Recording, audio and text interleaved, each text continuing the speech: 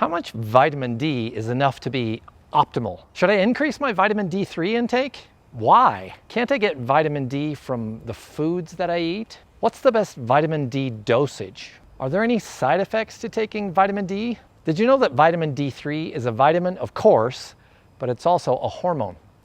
Let's take a look at how we can avoid vitamin D3 deficiency. What exactly is the deal about vitamin D from food? Optimizing your hormones is a crucial part of getting healthy and staying that way. And optimizing your vitamin D3 is a super simple way to get started on your journey toward optimal hormones. I'm Steve Goldring from simplehormones.com. I help patients and healthcare practitioners with easy to understand patient education resources, mostly about hormone optimization. Today we're going to talk all about one of the easiest and least expensive ways that you can start optimizing your own hormones.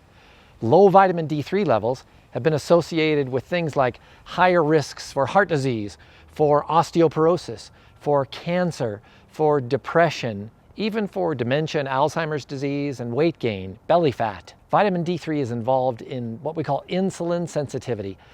That's the process that your body uses to move glucose from your bloodstream into your cells. Your insulin works better if your vitamin D levels are really good. Vitamin D3 has a lot of benefits at an extremely low cost.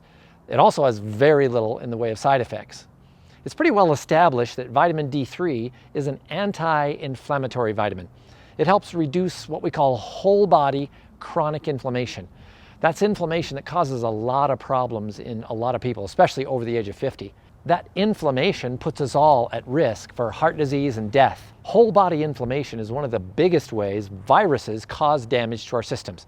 Our bodies respond to a viral infection with massive amounts of inflammation, on top of the chronic inflammation that we may already have. Did you know that low vitamin D3 levels are strongly associated with worse outcomes in viral infections?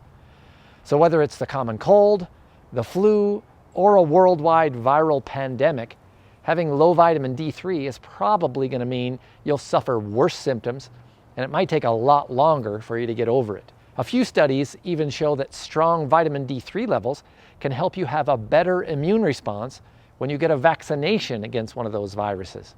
Unfortunately, studies have also shown that most of us as Americans don't have nearly enough vitamin D3 in our bloodstreams. You may know that vitamin D3 is something that your skin can make when you go out in the sun. It's great to get fresh air and sunshine as often as you can, but unfortunately, many of us don't get the opportunity to spend enough time in the sun to get adequate levels of vitamin D that we really need.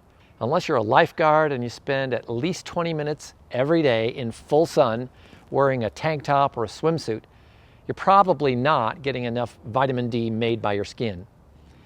I recommend a vitamin D dosage of between 1,000 international units to about 5,000 international units per day.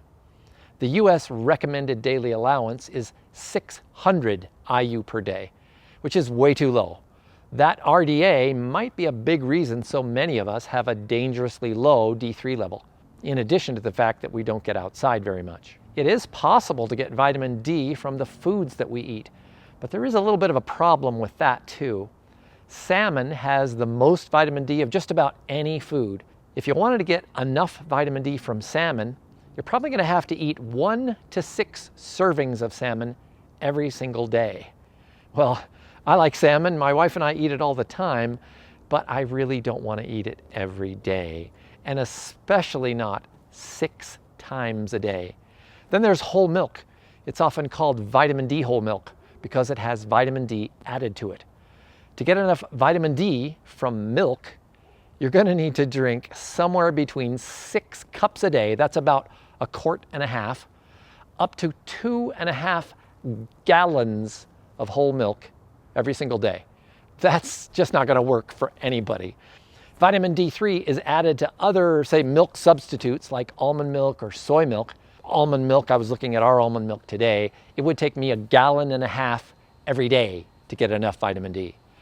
Some people who eat a vegetarian or a vegan diet look to mushrooms for vitamin D. That'd be nice if it worked, but the amount of vitamin D in mushrooms is really, really low, like 7 units in a whole cup. So if you do the math to get adequate vitamin D3 from mushrooms, you could literally eat 714 cups of mushrooms or 150 pounds of mushrooms every day. Good luck with that. You can make it a lot easier. Just take a vitamin D supplement. A higher vitamin D3 dose at 5,000 IU is perfectly safe. The only verified reports of vitamin D3 overdosage are from people taking 10 times that dose every day for weeks. 5,000 international unit supplements cost less than, say, $10 for a 3-month supply. Vitamin D3 1,000 units and 5,000 unit supplements are over the counter. You don't need a doctor, you don't need a prescription. It is a good idea to have a doctor check your blood level for vitamin D.